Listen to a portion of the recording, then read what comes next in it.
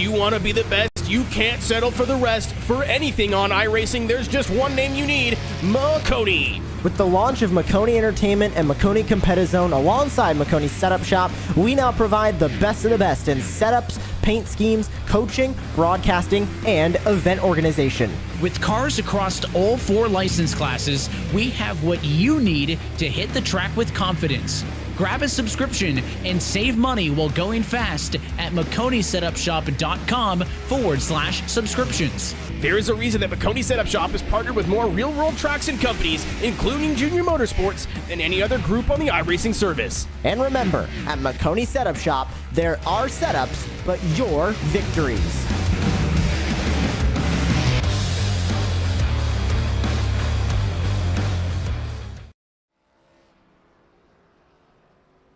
Well, hello and good evening, everybody. Welcome back to Maconi Entertainment, and welcome back to round 4 of Jeff Maconi's boot camp. My name is Ron Mullins. Alongside me in the commentary booth is Sky Shrek. Howie Burrows is our producer for tonight's show. This is a 4th week of training up the boss man for his ARCA adventures, and hopefully they're not misadventures in the coming weeks. And Sky, we've had some fun over the past couple of weeks, and here to crown yet another race winner from this small little mini-series that we've been running thus far this spring. Yeah, what are we calling it? Jeff Maconi's boot camp? We're here at Nashville Fairgrounds tonight for another one. 0.6 miles in length, short track, little over half a mile. Quite a lot of banking here tends to lead to some very tight racing that we've seen over the last few weeks. It's an old track opened back in 1904, and obviously being Nashville Fairgrounds, it is in Nashville, Tennessee. And this track is super historic in the world of racing, and looking forward to a good one here yet again tonight. I think to get all the racing action up and rolling, let's take a look at that starting grid for this field for this 4th week of the Small Low mini-series. It's going to be Tyler Merritt starting this race from the pole. Jeremy Briggs, one of our colleagues here at Maconi Entertainment, will join him on the front row. Starting in 3rd is going to be Kyle Crayon with a very nice looking all pink Dollar General scheme. And with Wesley Salmon starting this race in 4th, and then starting in P5 right behind those drivers, we have Gary Huffins and Jeff Maconi himself starting in 5th and 6th. And running out our 7-car field, we have Michael Winter in the number 3 car. I'll say, though, Sky, maybe a little bit biased just because I am personally a fan of the color pink. That's a very nice looking paint scheme there for the number 20. Is one of the nicer ones in the field here. This is an open lobby, so we've got some drivers we don't normally see out here in these Maconi races running this one tonight. It's pretty much a whole new field up here, plus Maconi and Jeremy Briggs, who we've seen over the last couple of weeks. Going to be 8 drivers looking to take the grid. Maconi did not set a qualifying time, so if he wants to finally get a win, he will have to roll off from 6th and get it done by passing his way through the field. And now we were actually speaking with Jeff a little bit before this broadcast started, and he noted to us that in the past week between the last race of the Small Low mini-series and this one here tonight, he finally realized that carrying about 50 pounds worth of sandbags in the passenger seat was not that good for handling, certainly not good for tire wear. So I think with that new lightened race car, we're going to be expecting a lot out of that number 86 car here tonight. About to get the green flag here in a couple of moments' time. Get things up and rolling for this 150 lap long race where we've alternated between having a clean race, then a hectic one, then another clean race. I guess we're in for a hectic one. As we're going to find out here, this is a very short track, so it does tend to produce that kind of hectic racing. It is a smaller field, which you think would help. Doesn't always help. Sometimes even with a smaller field like this, only about 7 cars taking the green, you can still get some chaos. We'll see what side of that coin we land on here tonight once we go green. Pace car rolling through 3. And that pace car making that turn to come down pit lane. The field now in the hands of our pole sitter, waiting for that green flag to come out, which it has now. And the drivers are on their way down into turn number 1 and 2 side by side all throughout this field. Look at Maconi running the wall, heading off through 1 and 2, nearly going 3 wide with himself, the 6 and the 46. I believe they're on the inside line. Some close quarter stuff already. Look at the front of the field. Tyler Merritt still holding on to the race lead. Kyler Crane, though, getting off to a flyer in the 20. Couple cars moving up through the field early. We got 248 cars in the top 3, and neither of them are the 48 on your ticker. It's the 38 of Tyler Merritt, the 15 of Jeremy Briggs running first and third, with Kyle Crane in the 20 in there between them. Maconi up to 5th. He looked to the inside of Wesley Salmon there. Couldn't get anything done. He'll go back to the top to try to build up a run. Salmon inches closer to Jeremy Briggs, but he's in the wall out of 2. That opens the door for the 48 car, Maconi, to get the dive up the inside. And look at Maconi still side by side. Getting a little bit of a wiggle on, coming out of 3 and 4. It must be said, ever since we kick-started this small little boot camp of his, he's always been mega sideways coming out of these corners. I'm not sure what it is. It's worked out well for him in the speed department because he has been quick, has been able to get the win, as Larry Pace, who is not with us here tonight, has been able to take the 3 wins in the past 3 weeks. But Maconi always running that fast and loose setup. It seems to be doing him well, except for the times he's hit the wall. Yeah, whoever wins this race, it will be a new winner because, like you said, Larry Pace has dominated so far, and now Maconi's going to knock on the door of the top 3, easing it up the inside of Jeremy Briggs there in the 48 car on the outside. That 86 will get clear. Jeff Maconi's up to P3. He's got Kyle Crane running up in front of him in P2. Tyler Merritt has pulled out about a 0.7 of a second gap back to that 20 car up there in the lead of the race. Single filed out now through the front of the field. Let's see if that 48 car can keep on the charge. That was pretty funny. We had the 48 side by side with the car who doesn't have 48 on the paint scheme, but it is marked as 48 on our ticker. It's a nice little funny thing to note there. As getting a note from our producer, Howie Burrows, the fact that we will have a competition caution, or I guess actually with the news that broke today in the real life racing world, the promoter's caution on lap 45. Heard about the All-Star format earlier on. Maybe I'm in the wrong here, but can they just come up with an all-star format and stick with it for 2 years, Grant? I understand stagnation may get a little bit boring, but let's also have a format for the all-star race that doesn't sound like it was generated by ChatGPT. Hearing from producer. No. Yeah, given how it is with NASCAR these days, would not be surprised if it was generated by ChatGPT. Maconi's got the move going up the inside of Kyle Crane now. Started that car out back in 6th, looking to try to take 2nd.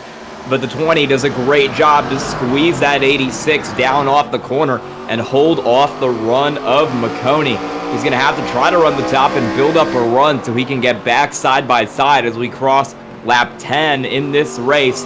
Got to be careful on those tires. You don't want to burn them off too early, especially if you're Jeff Maconi. You've had issues with that in the previous races in this series.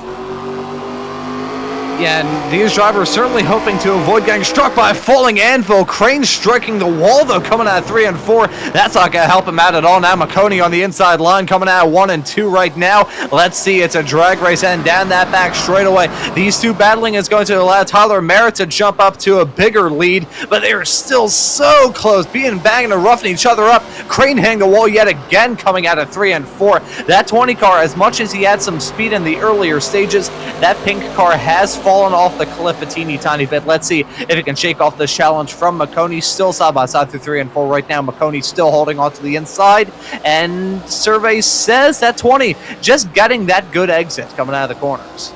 Way loose out of the corner for that 86 car. He really sent it in there. He's been driving it really deep into 3 and 4 there to try to get a run, but he always ends up kind of sliding it up the racetrack a little, and that time it led to him getting loose on exit. There's a similar thing there, but he's able to keep the car under him. He'll need to run a little bit higher to try to build up speed on exit to get a run going back on this 20 down on the inside here.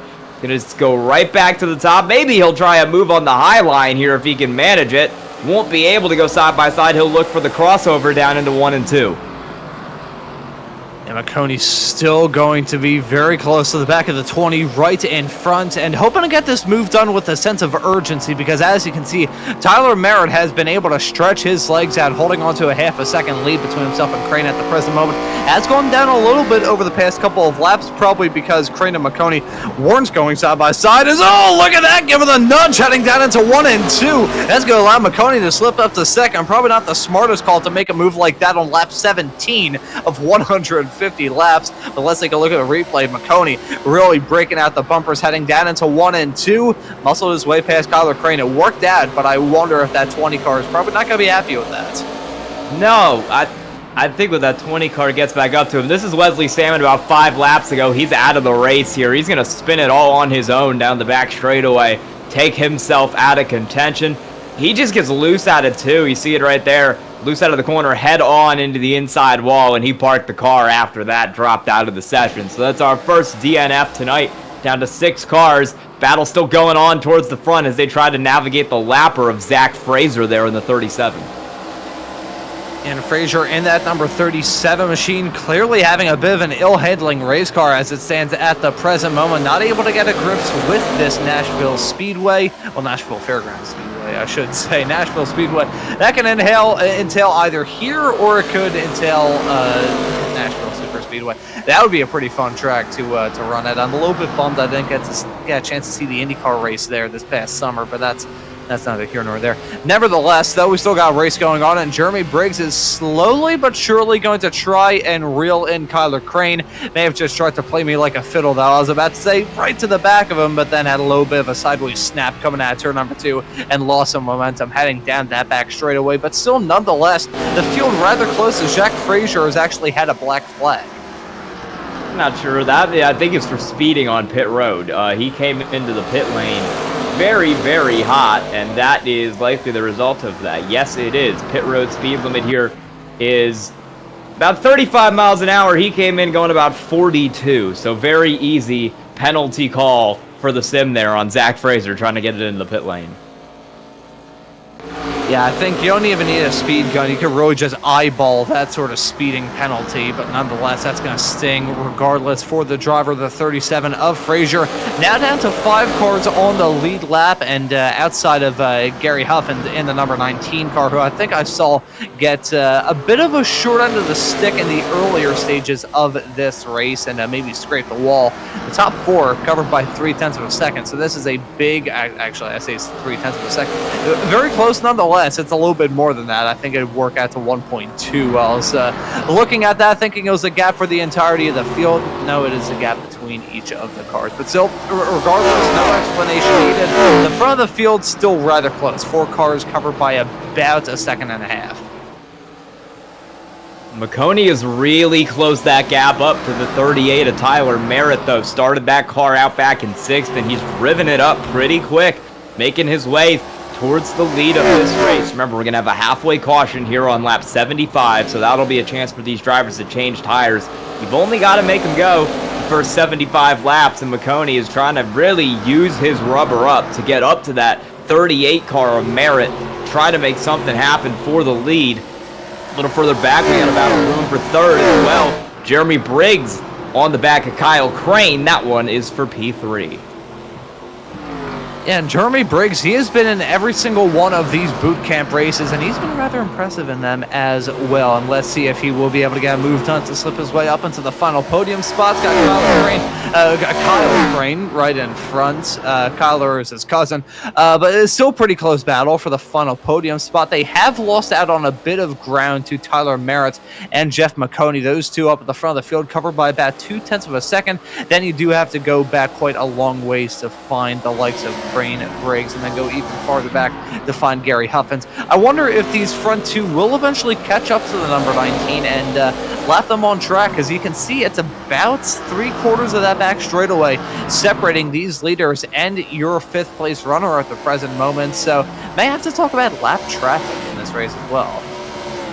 Yeah, we already saw Zach Fraser go a couple laps down. Gary Huffines would be the next one up. He's gone about half the track behind Tyler Merritt, probably a little more now. And then Briggs and Crane are about a second back of that car. Top 4 still tight, and Jeremy Briggs is getting tighter to Kyle Crane. Ooh, big loose for the 20 out of the corner. 48 just can't capitalize, though. He's stuck back there in P3 for now. Still holding on to it at the present moment, but I have a feeling we may end up seeing a swap-a-roo between these 2 drivers in the not-too-far-off future. Kyle Crane not really putting in those lap times that we saw earlier on. That 20 car, it wasn't the quickest car out there on the track as Merritt jumped out to an early lead, but ever since that battle kind of flared up with Crane and Maconi has not gone well for the driver, the number 20, and I have a feeling that Jeremy Briggs may be feel like he's stuck behind him at the present moment based off the fact the gap continues to balloon out between Maconi in second and Crane in third. If Briggs can get a move done, which I'm sure he will be eyeballing in the not too far off future, we may end up seeing that number 48 car get unleashed, and he'll finally have the opportunity to stretch his legs out. Yeah, Crane was looking really good in the early stages of this stint, but as it's kept going, he's really slowed down. That gap has ballooned from Crane to Merritt and Maconi up there in the top two, and he's so loose every time he exits the corner. You see it again there, and yet Briggs just hasn't been able to really capitalize on that looseness at all. Finally, he'll get a try, and he'll be able to get around the outside of that 20 car. We'll see if that'll get him a little more time here towards those top two. Caution's out.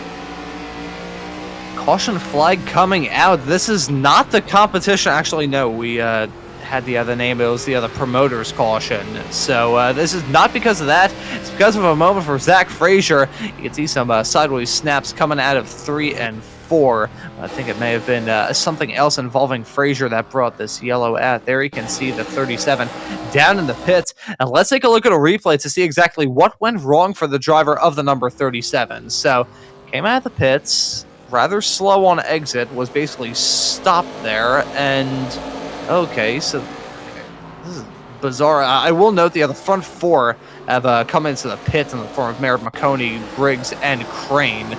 So that is going to be a rather important series of stops for those drivers. As we see, that was a moment for Frazier, and bang, into that inside wall coming out 1 and 2. Yeah, that's definitely going to be the end of Frazier's race there, and he has already left the session. He got a fast repair. He already used it. That's why he was about 8 laps down in the first place, and then doesn't have another one, and that car is destroyed. So that'll be the end of the 37's night. We will be down to 5 cars out here. We're going to exit in about the same order we came in. Merritt will come out ahead of Maconi, ahead of Briggs, ahead of Crane, ahead of Huffines. Everybody coming out the same order they came in, but those gaps that had formed between those cars are going to be erased. Going to be good news for Jeremy Briggs, because after losing a lot of time stuck behind Kyle Crane, he'll get a chance to get right back at it. And I'm going to be keeping my eyes on that car of Tyler Merritt at the front of this field, as he's keeping his fender locked with the other quarter panel of the other pace car there. So I'm pretty sure that would net you a penalty in real life, but hey, we're in the sim. The iRacing pace car driver does not have any real human feelings. Kind of dark there for a second. But I'm really curious to see how Tyler Merritt is going to handle this restart that we have coming up. Saw him stretch out to an early lead, had Maconi right in tow, and those two were kind of going tit for tat lap time wise as Merritt briefly gets abducted by a UFO on this yellow flag lap. Let's see how he does in that 48 Lowe's car. I think we may end up seeing him feel some more pressure than the earlier stages. Oh, for sure, because Kyle Crane was his main threat in that first one, and he kind of fell off pretty quickly. It wasn't long before that 20 car had dropped off the back, and Maconi was up there instead, but by the time Maconi got up to him, kind of used all his tires trying to drive through the field. Now everyone's going to be on equal rubber. We'll see what they can do. And let's see how this restart is going to be. Will it be hectic or will it be some fun? Tyler Merritt yet again blinking in and out of existence. That's not the ideal strategy for him, regardless of who you are. Jeff Maconi running the high side. Look at that. That's Jeremy Briggs in the number 48 car. Let's see if we can have 2 48 cars in P1 and P2. That'd be rather funny and rather confusing for us in the commentary booth. Not to have the spotters feel. Maconi is currently separating them, though, in the number 48 car on the ticker. So I guess technically speaking, we do have 3 48 cars running P1, P2, and P3. Dear God. Oh, car out of the back. Gary Huffines hard into that inside wall. No caution. He's going to get it back rolling. We'll get a replay on that right now. Show you what happened to that 19 machine. Coming out of 2. It's been a problem spot for a lot of drivers. We've just seen him get loose out of that corner. 19, latest victim in the inside wall. I don't know, maybe I just have a very bizarre sense of humor, but that was rather funny. Just as I said, Dear God, in reference to the top three all having a 48 in some way, shape, or form in terms of their entry here tonight. And then we have a spinner right in the back of shot. So that's going to refine the field down to 4 cars. We've got Tyler Merritt, Jeff Maconi, Jeremy Briggs, and Kyler Crane. I wonder if Kyle Crane in that number 20 car is going to maybe think about getting a move done on Briggs here in the not too far off future. The shoe now on the other foot in reference to these two drivers. We saw right before that yellow flag a matter of about 10 laps ago, it was Briggs being held up by Crane, but now I feel like Crane may be getting a bit itchy to get a move done on Briggs here. Wouldn't be surprised. Crane definitely seems to have a lot of short run speed. Maconi loose out of the corner, almost into the wall there on the back straightaway. That'll cost him some time. As I was saying, Crane had a lot of short run speed in the early part of that run. He was running second, really challenging for that lead even. But as the run went on, you could tell he had kind of burned off his tires in the early stint. He went back from second to a kind of distant 4th place. We'll see if he can turn it on in the early run here, or if he's figured something out to save those tires. But right now, he is stuck behind Briggs, not really making any time towards the front there. And one thing to raise, talking about Jeff Maconi and his experience thus far in his very own boot camp, he's had some difficulties managing the tires. He's kind of joked to his own admission about Larry Pace, who in the previous 3 races, as not joining us here this evening, kind of having his number and just pushing Maconi to burn up his tires. So I think that setup is definitely not helping out his case when it comes to all that, for the simple sake that he is so sideways coming out of these corners, and you can see him a little bit sideways yet again coming out of turn 4 a few moments ago as we're riding on board with the back of Tyler Merritt's car. Maconi, he is wheeling it, and he nearly scrapes the wall coming out 1 and 2. That car is dancing around the track, which, Grant, from our perspective in the commentary booth, is rather entertaining, but from his perspective behind the wheel, rather tense. Yeah, I'd say the absolute last thing you want to do when you're behind the wheel of a car is have that thing start trying to slide out on you. Can be very, very sketchy for sure. He's kind of losing time to Merritt. That 48 car up front seems to have a lot of speed right now. That gap was down at around 2.5 seconds. It's opened up to almost half a second now between Merritt and Maconi. Briggs still falling back. Kyle Crane kind of falling out of this fight altogether right now. Really looking like these top 2 are going to be the top 2 challenge for the lead unless someone nails tire conservation and they're able to pull this gap back and get up to the front. I honestly think this stint of the race is the one where we're probably going to see these drivers just beat the crap out of their tires. We were thinking, okay, that caution is still going to be coming out around lap 75 in this race, that halfway promoter's yellow, as we like to call it, as Merritt yet again blinking in out of existence. He keeps hitting 88 miles an hour and setting himself back into 1955, which, granted, is kind of cool if you're Tyler Merritt. The flux capacitor in that car clearly working overtime with the amount of times he's blinking in and out of existence. Both of them scraping the wall, though, in the form of Merritt and Maconi out of 3 and 4. I gotta feel bad for the track crews having to repaint some of these walls after these races with how much these drivers are scraping. Yeah, these walls have definitely gotten a workout. The inside one, too, at a turn 2. We've seen a couple cars spin out at a 2, plow their way into that inside wall here so far in this race. That gap between the top 2 only continues to open up, upwards of 0.6 of a second now from Merritt to Maconi. Briggs kind of in no man's land. He's about 0.7 of a second back of Maconi. 2 seconds ahead of that 20 car of Kyle Crane, who's really started to struggle over the course of this race. We're approaching halfway, not quite there yet, but it's these top 2 cars who really look like they're the only ones who have a shot. Tyler Merritt so far, though, the clear favorite.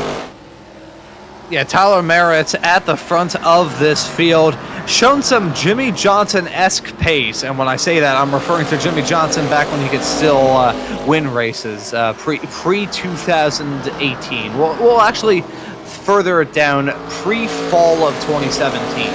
We'll get it narrowed down there, but he's shown some pace at the front of this field. Maconi, as much as he may be able to keep up with him in the short run, I feel like on the long run, we're seeing these drivers have much different pace, and one driver that I think really exemplifies it is Why am I always struggling to say the driver? The number 20 car, it's Kyle Crane in the 20 car, currently running in 4th.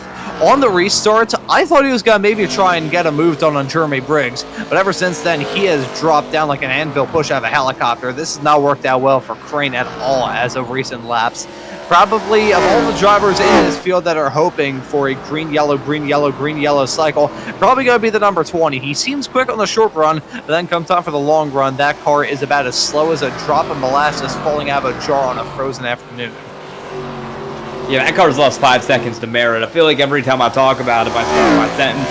By the time I finish my sentence, he's lost another 2 or 3 tenths there. It's not been good for Tyler Crane. He's lost 3 tenths since I've started talking already. Moving way back through the field. Briggs was at least stabilizing a little bit at about 1.5 back, but even that gap has now opened up back to about 2 seconds.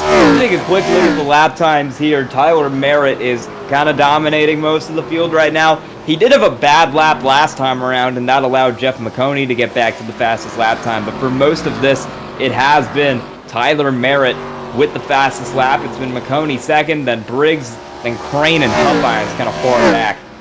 Yeah, right there, Tyler Merritt back 0.14 ahead of Jeff Maconi. 0.03 ahead of Briggs, who is another, I'd say 2 tenths or so ahead of Crane and Huffines back there. So Merritt, certainly the fastest car, running really well right now up front. And that car at the north end of the field seems to be on rails at the present moment. About 10 laps away from that halfway break yellow, so that will erase the gap a little bit, but there's something that he can erase, and that is the pace in that race car. Tyler Merritt, that car seems to be on rails, and look at the lap times that some of these racers have been setting, as I think something may have just gone on involving Jeff Maconi. He's dropped down. He's lost out on a spot to Jeremy Briggs, who makes his way up into second. Part of the reason why that's the case, Jeff Maconi last time by 22.318 for the lap time. Did he fuel that car with milk, or did he have some sort of spin? Let's take a look at it.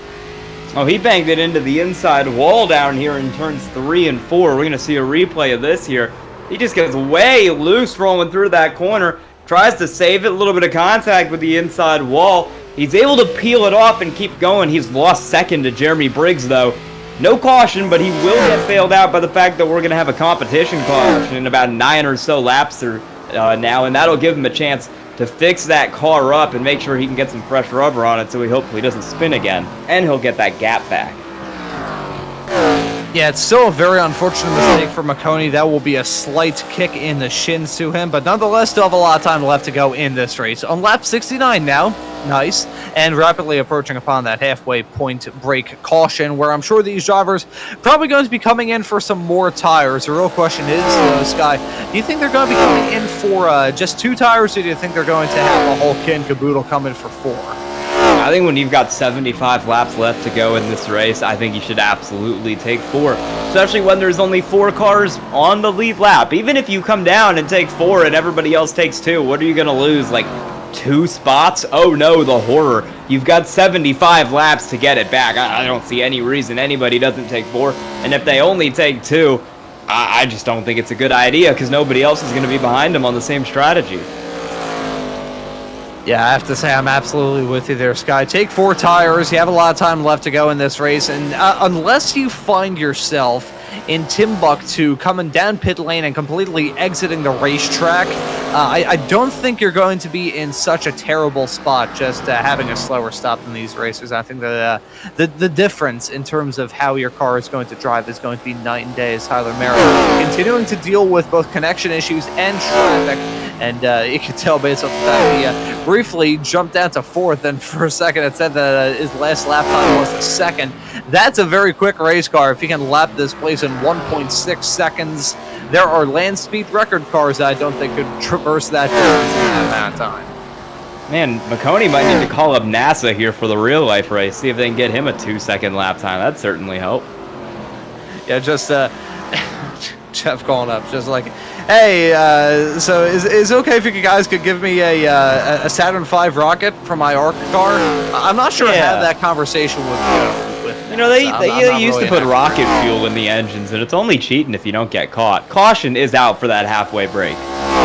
And we got a fantastic view there of Barney the flagman waving that yellow. Look at the amount of commitment he's putting into that. Holy cow. Pretty sure if I tried to replicate that movement, I would probably tear every single muscle in my body. Here's your results after the halfway point yellow. It's going to be Tyler Merritt in that number 38 car winning the stage. Jeremy Briggs will finish right behind in second. Jeff Maconi riding out the top three. God dang it. Kyle Crane.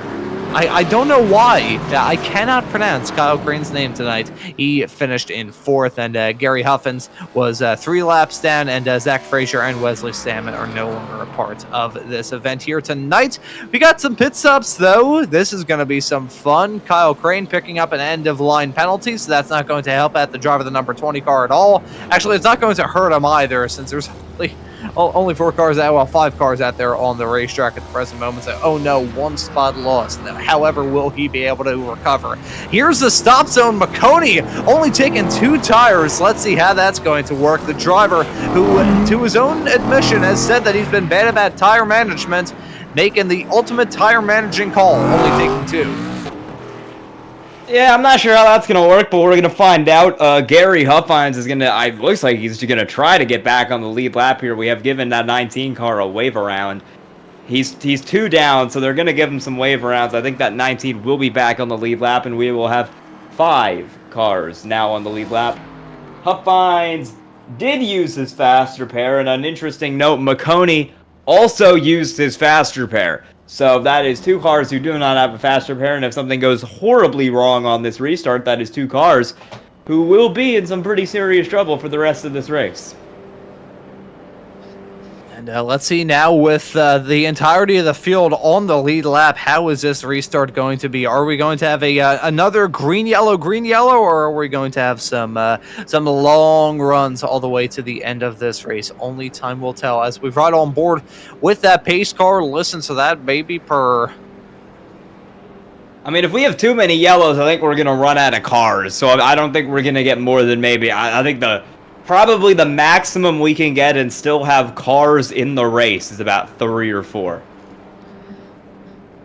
Yeah, I feel like we'll eventually get to the point where we just, I don't know, the pace car crashes. I mean, as an IndyCar fan, got bad flashbacks to the 2018 duel in Detroit. There's the other car of Gary Huffins getting his laps back, and hearing from our producer, the favorite pace car of his. So there you go. The more you know here on Maconi Entertainment, as that is going to be a cleared black flag from the number 19. The green flag back at the driver's back on their way. Maconi again off to a flyer. He needs to hope that there's a Saturn V rocket on that race car as the driver's being and banging doors. That's Jeremy Briggs and Kyle Crane heading off through 1 and 2, being and banging and roughing each other up. Those 2 drivers battling for the final spot on the podium. But Maconi holding on for that first lap, but again, he's still got 71 left to go. If he's been struggling with tire saving, he's going to need to figure it out here if he wants to win this race with that 2-tire call.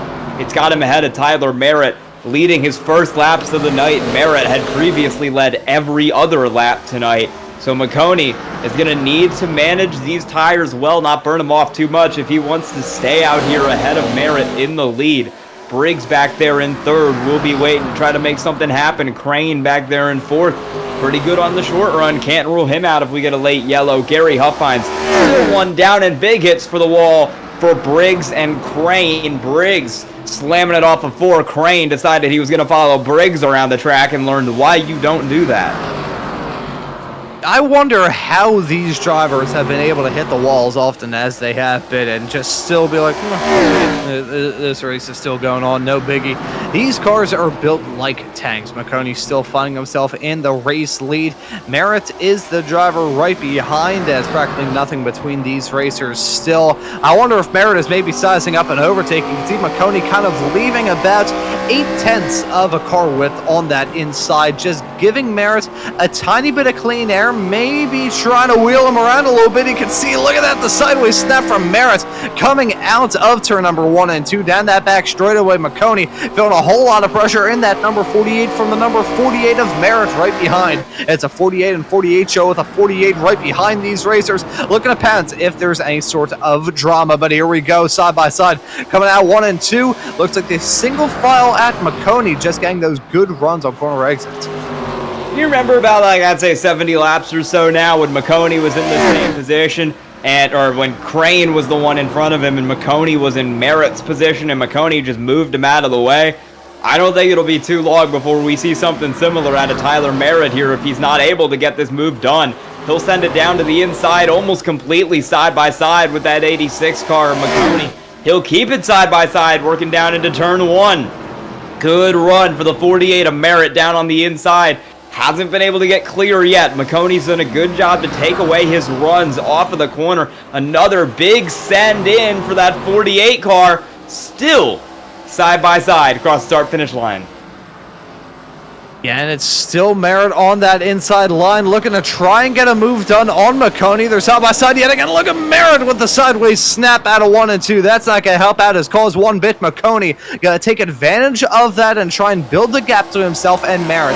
As much as Maconi may have taken those 2 tires in that pit stop, I gotta wonder, maybe Merritt's just forcing the issue too much here and giving himself a bit more of a headache than is really necessary, or giving us flashbacks to the opening round of this Jeff Maconi's boot camp when we saw Larry Pace take 2 tires and somehow it be an improvement for that race car. I think that Tyler Merritt does have the pace advantage. He's just kind of getting in his own head a little bit, forcing that car, forcing the issue a bit too much, and pushing himself wildly out of his own comfort zone. He has a good race car. He's got time to his back pockets if Merritt just plays a patient game and holds on for a little bit and waits for Maconi's stuff to be fully used up. It'll be an easy overtake, but I think Merritt is doing himself no favors at the present moment.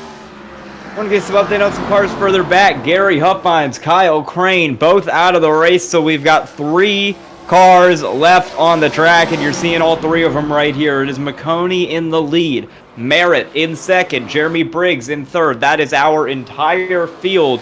And, whoa, Maconi got in the wall, but while we're watching Gary Huffines back here, this is what took him out of the race. He slammed the wall in the back straightaway. Must have broken his car because he pulled it down the pits, came out of the race. This is the battle for the lead. That 48 has gotten right back up to the rear bumper, and Jeff Maconi, will those 2 tires hold on, or will the 48, who's led most of this race, finally get it back? Big send for Merritt. It's going to work for him. He'll stick side by side down the front straightaway. Almost the leader that time. He was the leader that time by 1/1000th at the line. Tight battle here for the lead.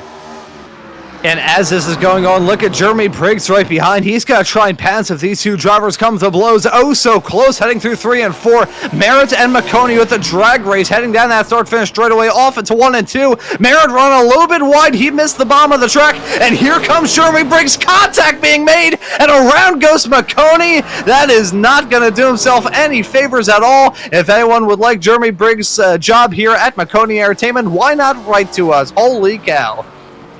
And you know what's going to really hurt that is that Jeff Maconi already used his fast repair. Oh, no, that's right. Yeah. Oh, that is going to be a kick in the shins for Jeff. Oh, that is not going to win Jeremy Briggs any fans at all. Just want to say, for clarity's sake, I won't do it again. No, Jeff's not going to be too upset about that. We're hearing from our producer. We're all here having a good time. We're having a good time here on this broadcast, and they're having a good time out there on the racetrack. But that is still going to be, I mean, obviously not intentional at all. That was just 2 drivers with completely different converging lines coming out of the corner, as they've actually all come down the pits this time by as well. So we're out of stops from Merritt, Briggs, and Maconi, and Maconi got to be stopped there for quite a long time, having to beat out that fender yet again to get shaped up correctly. Actually, no, rather quick, as Merritt, he got off to a very quick jump, so I wonder if he decides to take 2 tires there. I'm not sure if he took 2 tires or if he took none. It looks like he took 2. Yeah, Tyler Merritt, he got 2 tires on that thing and then took it off, so he took 2. The other 2 take 4 tires. We'll see how this plays out to the end of the race. Merritt going to do the same strategy Maconi did last time down. And this is going to be the shoe being on the other foot. Now Merritt is going to be the one having to run around this track like like a dog running on a freshly polished wood floor. This is going to be an entertaining end to this race, though. 52 laps left to go. Haven't quite hit the 2/3 mark completed in this race. Who knew 3 cars could be so entertaining? Yeah, I mean, they have a decent amount of tire sets left for them as well, so we're just going to have this go on all the time, and there's going to be some fun all the way up to the checkered flag, the green flag back at Briggs getting off to a flyer on this restart, and holy cow, they're 3 wide heading off through 1 and 2. That's not going to work out too well if they want to do that lap after lap. It's a 48 and 48 side by side down to 3 and 4. The 48 on the inside, the 48 on the outside, and it looks like the 48 is going to get in front of the 48 coming out of turn number 4, and here comes the car with the 48 on a ticker getting a move down the 48. Dear Lord. Man, we got the entire field side by side. What is this, Supercross, where you got like 30 of those motorcycles rolling off the start? Oh my goodness. Merritt still back in the lead, doing pretty well. Maconi back there in second. Yeah, that is a good point. Every single car left in the field is the number 48. The 4 cars in the field that were not the number 48 have all DNF'd. Moral of the story here seems to be the number 48. Hey, if you have that number 48 on your race car, it will make you impervious to falling anvils. Maconi, he's the only driver of these 3 who has kind of gotten struck by a falling anvil, brought out the last yellow as a result of contact with himself and Briggs. And as much as he has that 48 on the ticker, he's got an 86 on his race car. So maybe that could be the reason why. Who knows? I think the 48 may be the good luck charm for these racers at the present moment. Maconi is going to need to really get that car moving to get himself back up to the lead. I don't think he's got too much damage on that left side, which is going to really help his case after that hit to the wall there. Yeah, I don't see much damage on that car at all. It's pretty close to clean, so he's going to have no damage as he tries to catch up to Tyler Merritt, who did take 2 tires, so that might make things a little interesting here coming down to the end of this race. Will Merritt fade in about 20 laps the same way Maconi did on that last run? Yeah, will Merritt be able to kick on the Hyperjets?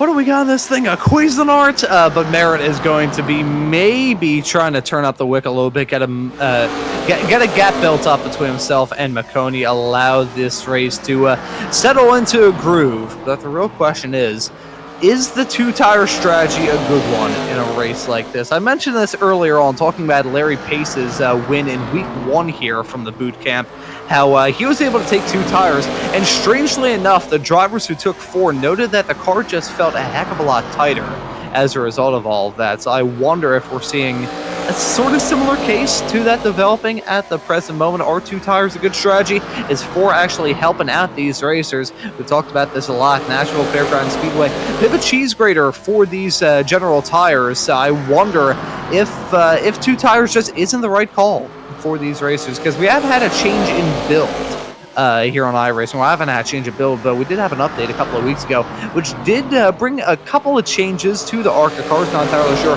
if it affected the way they run around here and the way the tires work. I think it may have been some updates to the crash physics, if my memory serves me correctly. But nonetheless, any sort of physics update can mess with how these races go.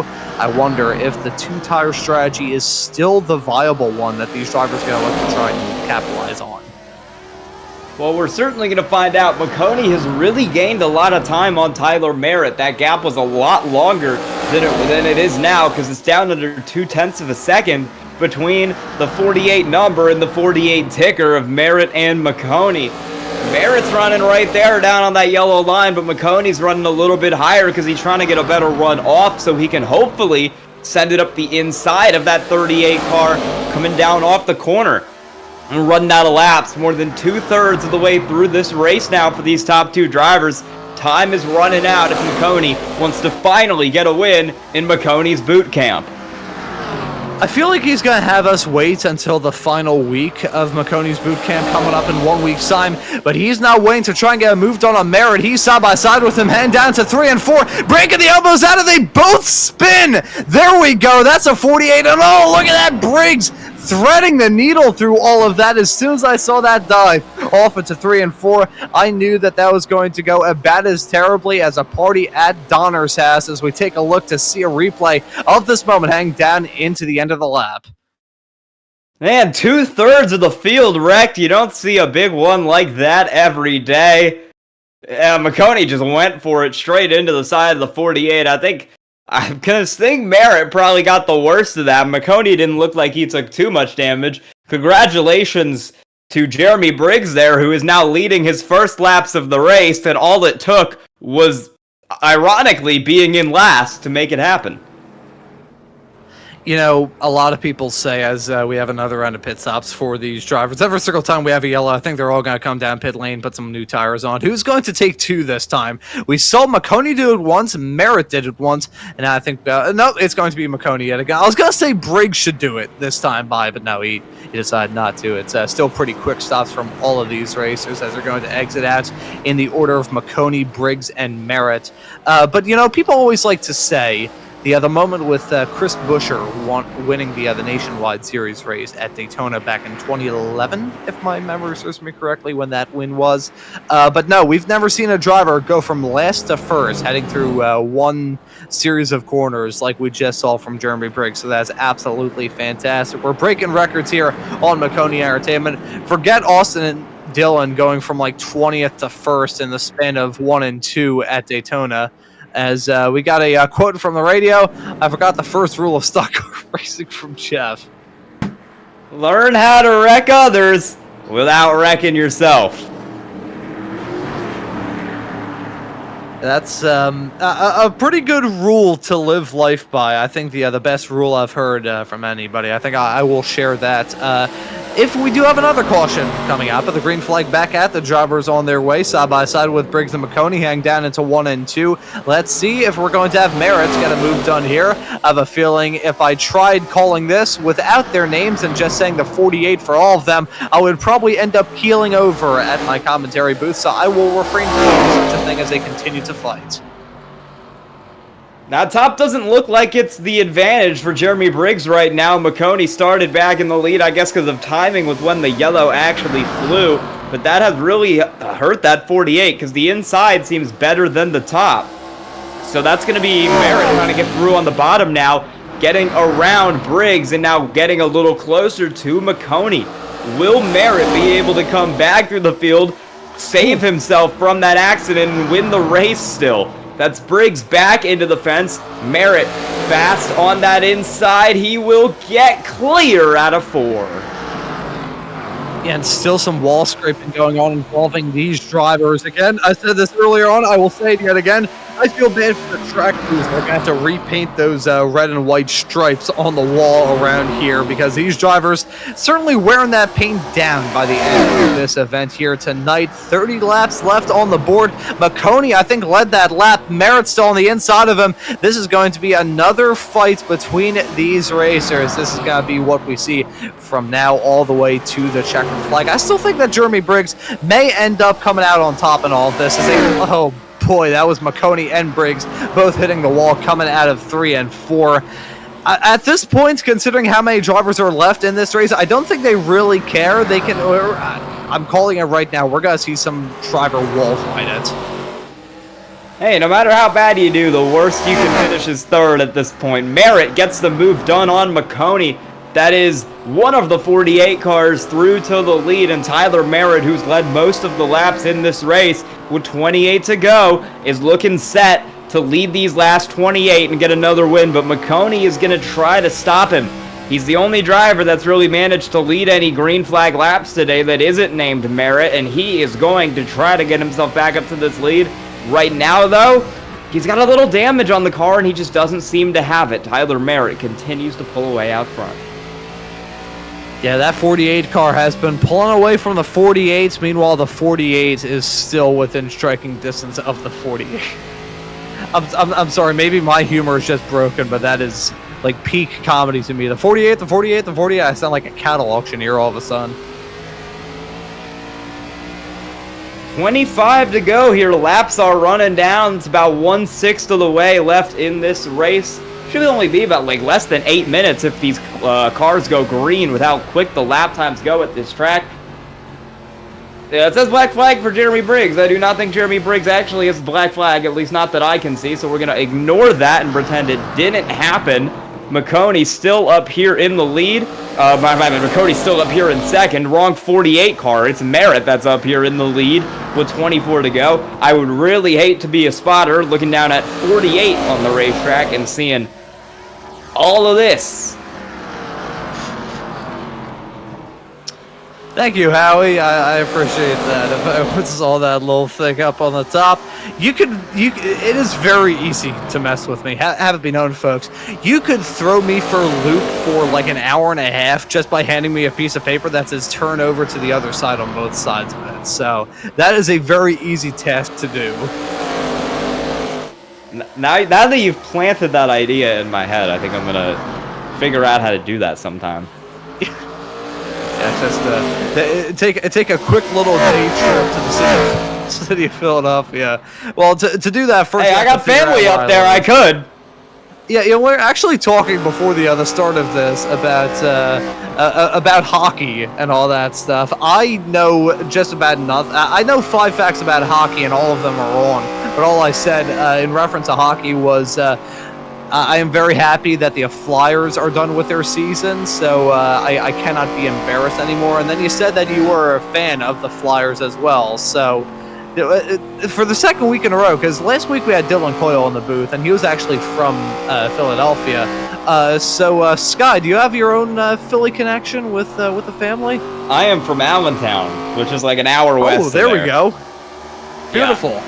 Welcome back to Sky's Hockey Corner. 5 minutes left in the first period. The Canadians and the Capitals are still tied at 0. Capitals have had the advantage in basically everything, but they can't get a shot in the net. See, I feel like as a Philadelphia sports fan, big air quotes sports fan, I basically know racing, and then I follow the sports to make it seem like I know what I'm talking about when it comes to having conversation with random people that you just see in the deli or whatever the hell. I feel like it's the sports gods kind of balancing out. We had the Eagles win the Super Bowl, go Birds, and then we have the 76ers who... we don't talk about them. I think I heard Philadelphia doesn't have a basketball team. Yeah, you know it's bad when Bill Burr even forgot about them and his infamous Philly brands back in 2006, I think that was. The Flyers haven't won anything since Gerald Ford was in office, and the Phillies, as of recent, I used to play baseball back before I got into my karting days. I was not a very good baseball player, but I feel like that would make me a perfect match for the Phillies, just because they have not been able to hit the broadside of a barn as of recent. I made the mistake of, I was hanging out with a Mets fan today. We went up 3-2 with the bases loaded and extras. I went, ha-ha, and then the Mets won 4-3. So, we don't talk about that one. I was actually watching the game earlier on, and if it wasn't for the fact I was having a very good lunch, I probably would have been very sad looking at the end of that game, hearing the hearing the local commentators talk about that as well. Oh boy, that was very, very, very sad experience to be sure. I think the next time that we play is Friday. I don't know who we're playing against because I don't follow sports too much. But I will say I'm pretty sure I'm going to be on the air for most of Friday. And I look forward to turning my phone on after my shows that day and seeing that the Flyers lost, not the Flyers, the Phillies second tries to charm lost for a 5th time in a row. I think before we do anything, there we go. Tyler Merritt gonna make it. Jeff Maconi probably ain't gonna make it. Thank you, Howie, for that very precise information. Phillies have the Cubs, by the way. That is I have some for Cubs fans, and if we lose to them, I will not live it down. So go Castellanos. That's all I got for you. It's funny, actually. I was thinking earlier on when we were playing against the Mets. There was this commentator who I worked with about a year and a half ago. Back in, I think it was coming up to around about that. I think it was actually January of 2024. So I like how we always say, oh yeah, it was this time this year. Back in the Gerald Ford administration, I was doing a broadcast with this guy for an event, and he was actually a Mets fan. So we didn't talk about sports too much before then, and I can imagine he is thinking of me at the present moment and rubbing salt into my metaphorical wounds. We have about 10 laps left to go. Merritt, Maconi, and Briggs still running P1, P2, and P3. Doesn't look like we're going to have any sort of changes going on there at the present moment. Maconi's still scraping the car a little bit on corner exits. Yeah, just think about it. NASCAR's been around for about 75 years now, and they still have not seen Joel Embiid make a conference championship series. That is how it goes in the city of Philadelphia. Merritt still up front with 7 to go here. Laps are ticking down, and Maconi has had basically no challenge for Merritt up front at all. That gap has opened up about 0.8 of a second now, barring any super last-minute caution that Maconi almost caused there by getting way loose out of 4. Tyler Merritt's going to run away with this thing. And Tyler Merritt making his series debut here from the Maconi Entertainment, Jeff Maconi's Boot Camp Series thinger frickin' what's it? So, Sky, you missed out I don't own a harmonica. I don't own a harmonica, unfortunately. Did I you can see make the like a shenanigans from whistling last week? noise. I did. Well, that was the first time Dylan and I have ever worked on a show together. For transparency, folks, Dylan and I are both over on Race Spot as well, so I guess we are so-called professionals in terms of iRacing commentary. It was basically him and I playing a harmonica for about an hour and a half. So if you ever want to hear a meeting of the mindless to last week's show, that was very fun. Oh my gosh, you missed out on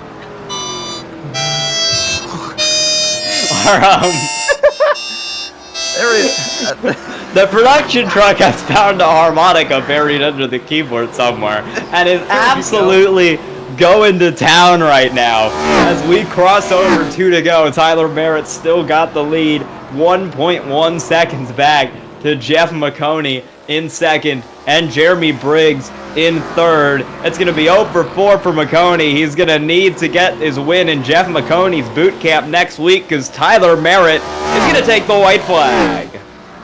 Yep, one more lap to go for Tyler Merritt to seal the deal in the number 48. He has a rather big gap to himself, Maconi and Briggs, so it doesn't look like he's going to lose this one unless he gets struck by a falling anvil or abducted by a UFO in about 2 seconds' time. Nope, not going to happen. Tyler Merritt going to take the checker flag in the 4th week here from Jeff Maconi's boot camp. Jeff going to finish in second. Jeremy Briggs riding out to your podium in third and riding out your finishers in the process of all of that as well. Rather high attrition rate with how would that work out percentage-wise? A decent chunk of the field unable to make it to the end, and sadly, because Larry Pace was not running here, we will not see the tow trucks on the inside get taken out. We're just going to see some donuts as we take a look at the final results. Tyler Merritt is your winner. Jeff Maconi finishes in P2. Jeremy Briggs riding out our podium in third. You can see Kyle Crane, Gary Huffins, Zach Frazier, Wesley Salmon, and Michael Winter all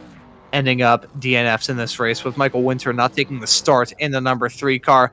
Tyler Merritt is presently tearing that car down, but I will say, coming up later on this evening here on Maconi Entertainment, we have got a pretty good race to look forward to. From the Goat Locker Cruising Classics Next Gen Series, we'll actually have a chat with Jeremy Briggs here in a couple of moments' time. It's going to have some more action from there. Just a whole lot of actions to look forward to here on Maconi Entertainment. Probably gives you a good reason to subscribe and hit the notification bell so you never miss out on any of the racing action. But Sky, I think we have some drivers waiting in the interview waiting area. Who would you want to have a chat with? I think we could bring Jeremy Briggs up first.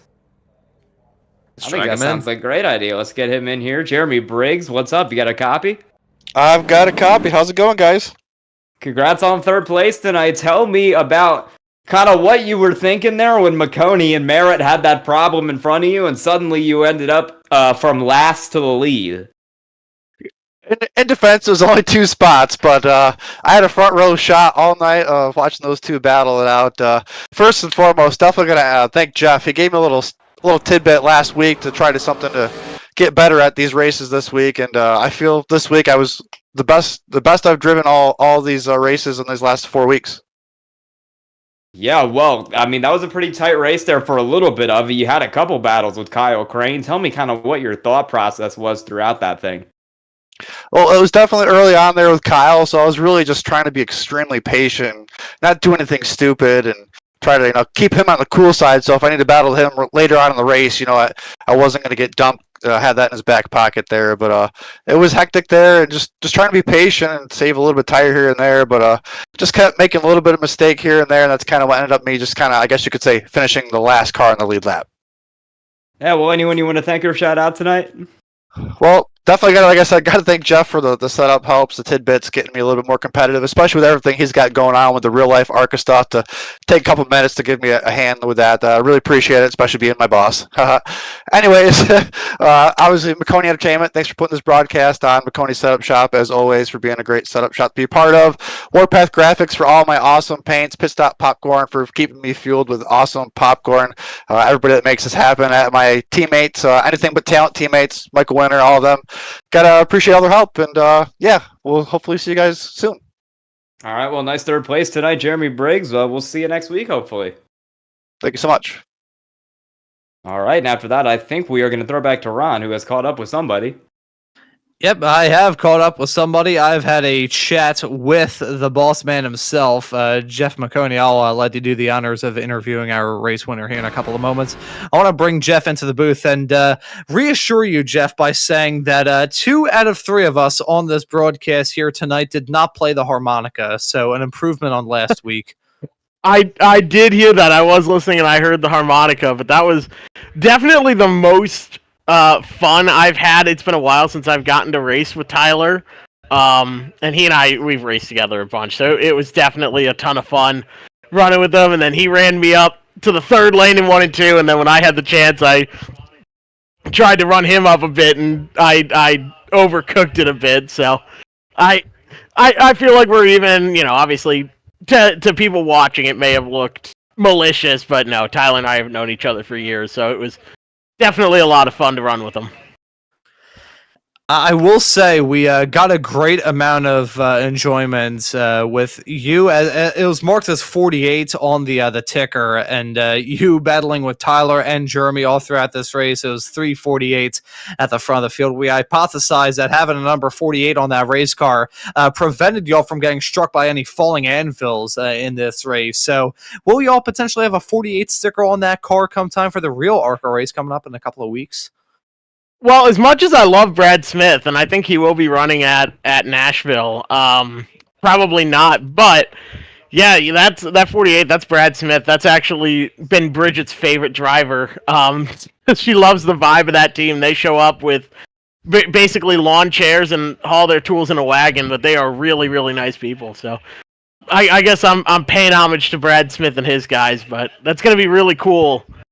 In a couple weeks to be able to share the track with them. It's gonna be a lot of fun.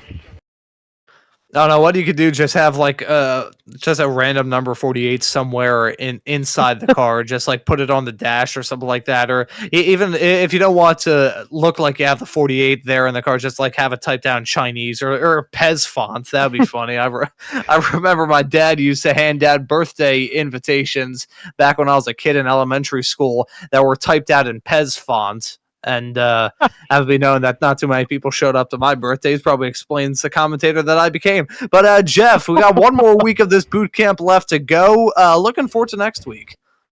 Yeah, I am. I hope Larry will be able to come out because I really want to be able to say that I beat him.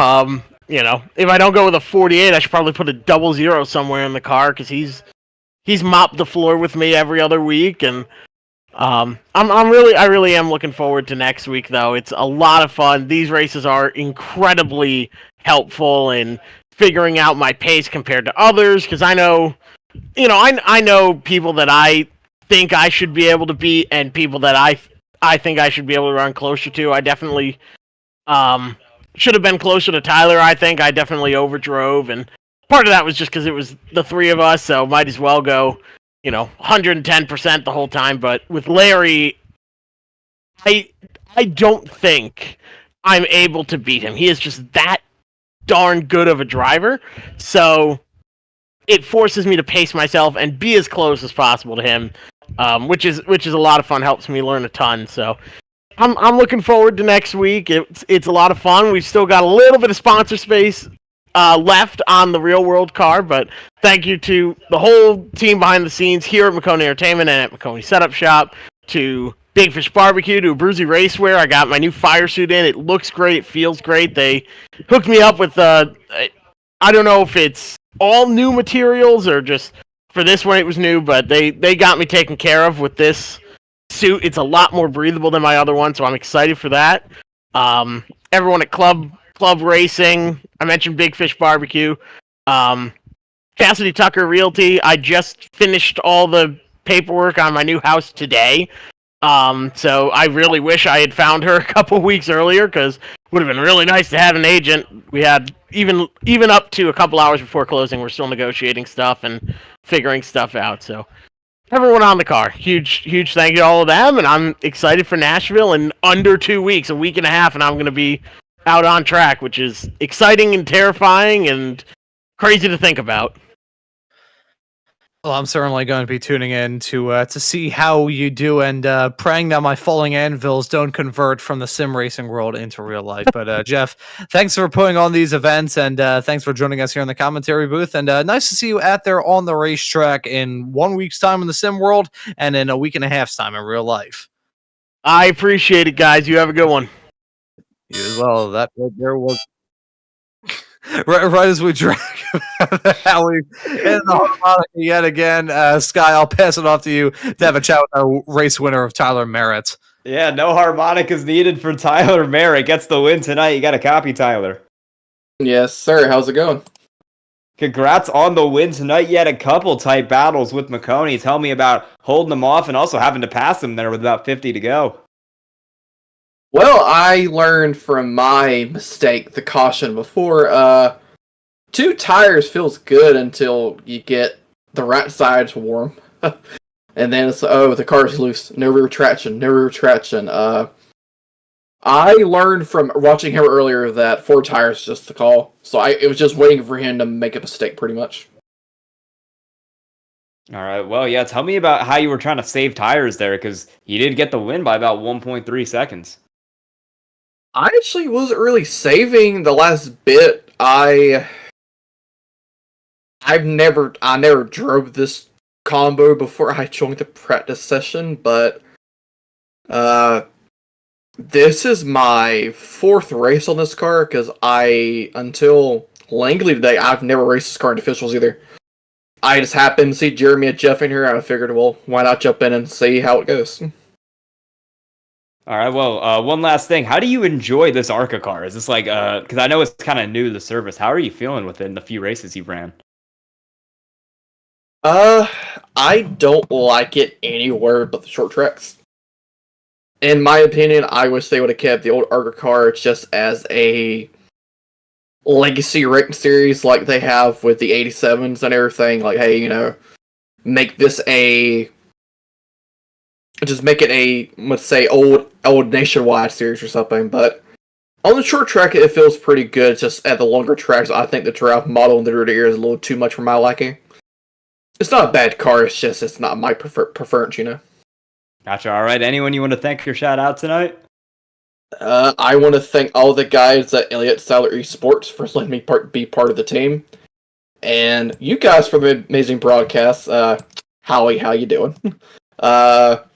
And in case anyone didn't know here, I do race on controller, by the way.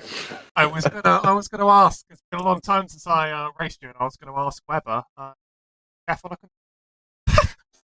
sounds like yeah. Yeah, I still race a controller. I do. No, I am pushing. But thanks for the broadcast tonight, y'all. I will try to catch y'all next week.